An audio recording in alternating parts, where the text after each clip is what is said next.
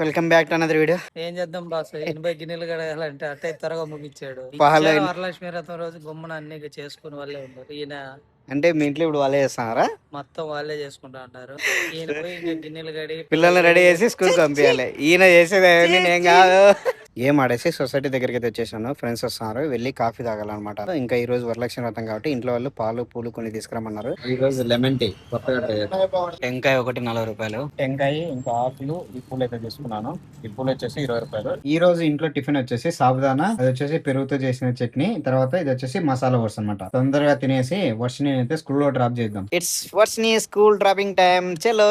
ఇందాక పూలు తీసుకుంటాను. ఇప్పుడు అట్టి పండ్లు ఇంకా పాలు ఓపెన్ చేయాలన్నమాట. సో మళ్ళీ వెళ్ళేసి అట్టి పండ్లు, పాల ప్యాకెట్, ఇది వచ్చేసి నెయ్యి, వాళ్ళు డైరీ వాళ్ళు తయారు చేస్తారు కదా, అది అయితే తీసుకొని వచ్చేసాను. అందరికి వరలక్ష్మి వ్రత శుభాకాంక్షలు. ఈ రోజు వరలక్ష్మి వ్రతం సందర్భంగా మా ఇంట్లో అయితే పూజ ఏ విధంగా చేసినారు చూడండి. ప్రసాదాలు వచ్చేసి గుగ్గుళ్ళు, బెల్లమన్నము, పులిహోర, టెంకాయ నీళ్లు, ఇంకా పెరుగన్నం.